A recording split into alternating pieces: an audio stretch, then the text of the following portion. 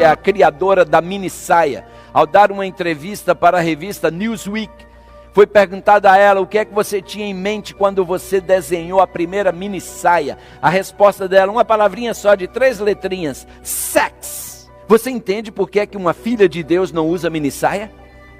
Não é porque sua igreja é quadrada, não é porque... Não!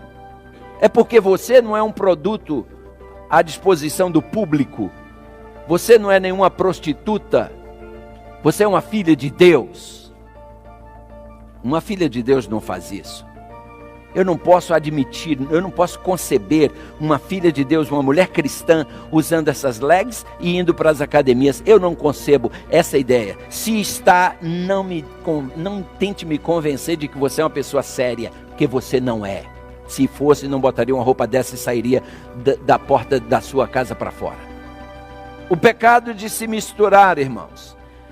Parece haver entre os filhos de Deus um irresistível desejo de fundir-se, misturar-se, mesclar-se com o mundo. Às vezes isso se manifesta na maneira como nós nos vestimos, irmãos. Irmãos amados, quando nós nos tornamos cristãos, Paulo diz que nós damos uma meia volta. Isso chama-se conversão.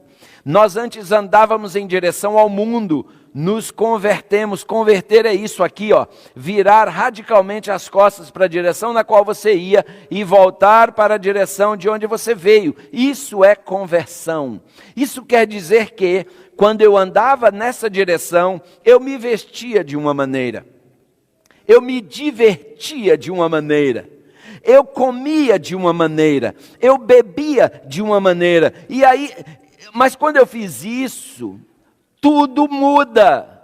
Eu preciso pegar o meu guarda-roupa de quando eu andava naquela direção e talvez jogá-lo todo fora e começar de novo, vestindo-me de forma apropriada, de forma decente.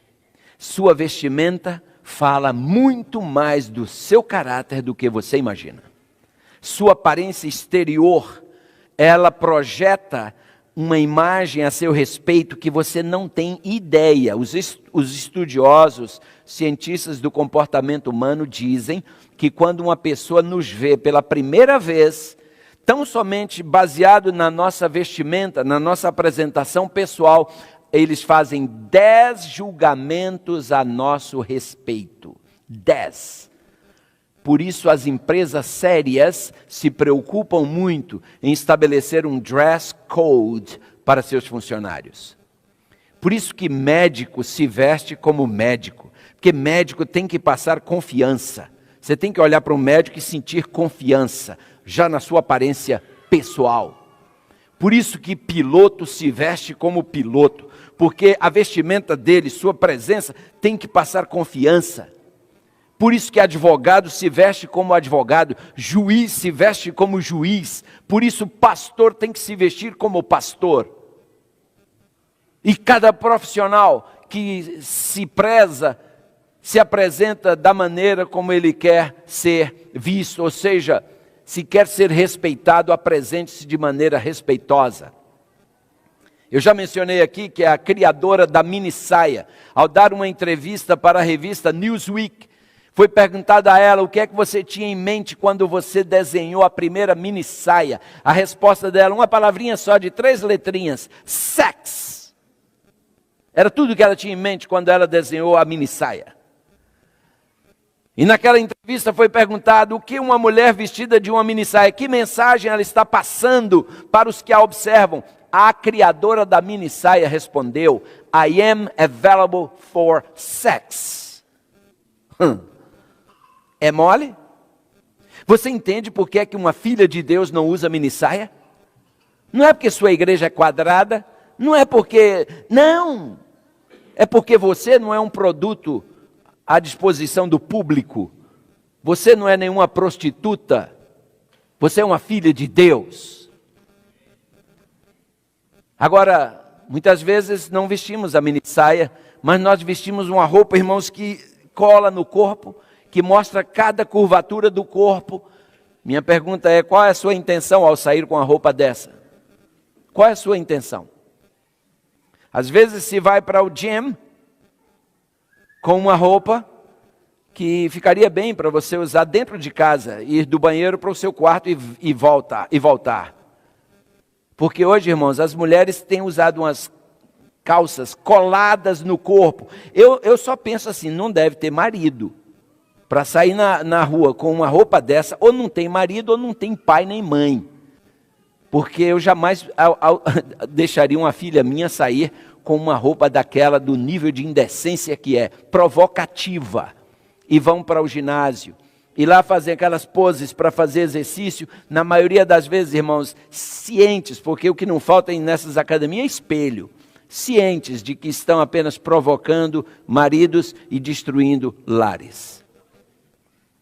Uma filha de Deus não faz isso. Eu não posso admitir, eu não posso conceber uma filha de Deus, uma mulher cristã, usando essas legs e indo para as academias. Eu não concebo essa ideia. Se está, não tente me convencer de que você é uma pessoa séria, porque você não é. Se fosse, não botaria uma roupa dessa e sairia da porta da sua casa para fora. Ah, tá bom, eu sei, você pode dizer, come on, pense o que você quiser pensar. Mas uma coisa eu te digo, você não está representando o seu Deus.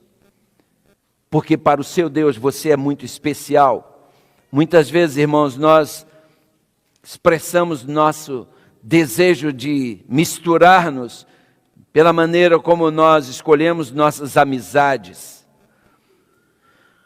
E até mesmo na igreja, irmãos, nós estamos hoje importando em algumas igrejas, graças a Deus não é o caso aqui. Sábado passado nós tivemos aqui o Dr. Keith pregando para nós, e ele quando saiu daqui, pelo menos 3 vezes, ele falou para mim em ocasiões diferentes, acho que ele se esqueceu que eu já tinha falado 2 vezes, mas pelo menos 3 vezes ele me disse, pastor, igreja igual a sua não existe mais. Palavras dele. Igreja igual a sua não existe mais. Com os olhos assim. Fui para uma reunião essa semana na conferência. O assistente imediato do presidente veio a mim, Dr. Della Rey, e ele me disse, uau, Dr. Keith esteve me falando sobre sua igreja. Eu fiquei impressionado com o que ele me disse. Della Rey me falando. Irmãos, eu louvo ao meu Deus. Porque nós estamos apenas lutando, irmãos, para fazer o que Deus manda. Nós estamos chamando a atenção? Não deveríamos, porque todo mundo deveria ser assim. Então, amados, lembremos-nos, nós estamos aqui para representar o nosso Deus. Eu li um pensamento que dizia assim, Cristo colocou a sua igreja no mundo. E Satanás não tem feito outra coisa senão colocar o mundo na igreja. Queridos, isso é muito forte. E eu quero dizer aos senhores, amados irmãos, que quando uma igreja exerce pequena influência sobre a comunidade, é uma prova de que a comunidade está exercendo uma grande influência sobre essa igreja. Isso é fato. O alvo de Deus para seus filhos foi claramente definido nas palavras de 2 Pedro 1, versículo 16. Quero me perdoar, 1 Pedro 1, 16. Sede, porque eu sou. Lembre-se, na oração inicial, eu disse a Deus aqui, porque o nosso hino de entrada, foi na invocação que eu disse, o nosso hino de entrada nos lembra que santo é o nosso Deus. E nós viemos aqui, irmãos, porque nós queremos ser santos. Cabe um amenzinho aqui, sim ou não? Amém. Nós viemos aqui porque queremos ser santos, como santo é o nosso Pai que está nos céus. E os senhores sabem muito bem o que significa ser santo. Ser santo não é sinônimo de ser fanático. Ser santo é sinônimo de ser diferente. Ser santo é sinônimo de ser separado para uso sagrado. Você e eu fomos tirados do mundo, separados para um uso sagrado. Nós precisamos ser santos porque nosso Deus é santo, irmãos. Infelizmente, porém, Muitos parecem não estar dispostos a ser um povo separado, a ser um povo peculiar, a ser um povo diferente. Sim, porque há um preço a se pagar por isso. Alguns, às vezes, irmãos, parecem sentir saudades do tempo do mundo e começam a colocar de volta coisas que usavam quando estavam no mundo. Irmãos, que pena, que pena. Muitos, porque vão para uma festa de casamento, se sentem autorizados a vestir algumas coisas estranhas, porque, não, eu estou indo para um casamento. E daí? Você está perdendo sua grande chance de brilhar. E a gente se pinta porque não é um casamento. Casamento, a Bíblia não dá abertura para você deixar de ser cristã, porque está indo num casamento. Nós ficamos ali olhando a juventude. Aí o pastor Bulhão disse assim, você está vendo aquela menina de azul? Falei, tô. Ele disse, olha a diferença. E eu disse, não, já notei. Irmãos, parecia uma gota de óleo na água. Uma menina totalmente diferente, para o bem. Sem nenhuma maquiagem, sem nenhuma vaidade, com uma vestimenta decente. A moça tinha um brilho, uma beleza que a destacava das demais. E o pastor Bulhão dizia, veja, aquilo ali deveria ser a norma e infelizmente a exceção à regra. Irmãos, Moisés compreendia que só havia uma coisa que tornava o povo de Deus especial. Moisés entendia que o que os tornava diferente dos demais povos era a presença de Deus no meio deles. É muito interessante quando a gente lê Êxodo capítulo 33, é um outro texto que eu vou ler quando eu falar aqui de joias, sobre joias, mas Deus vinha acompanhando o seu povo desde que saíram do Egito. Quando você chega no capítulo 33 de Êxodo, Deus diz, chega, não vou mais no meio de vocês, não. Eu vou mandar um anjo com vocês, vou expulsar os inimigos, mas eu não vou no seu meio, não vou com vocês mais. E Moisés entra em pânico e diz, Senhor, peraí, o que está acontecendo? Por que o Senhor não vai conosco? Se você ler a versão linguagem de hoje, você vê ali Êxodo 33, você pode ler dos versos 1 até o verso 6. Deus diz, eu não vou no meio de vocês, sabe por quê? Porque vocês estão usando joias.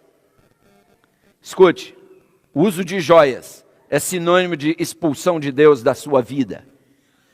Você entende por que é que cristão não usa joias? Mas, como eu digo, nós vamos falar um dia só sobre isso. Acontece que Moisés fez um apelo a Deus. Em Êxodo 33, versículo 15, Moisés disse, Senhor, escute, se a sua presença não for conosco, não nos faça subir desse lugar. Em outras palavras, Senhor, se o Senhor não for conosco, não tira a gente daqui, porque a gente também não vai. Sem o Senhor não tem negócio, nós não vamos sair daqui. Sabe o que Deus disse? Tire as joias então. Tire as joias e aí eu vou ver o que eu vou fazer com vocês.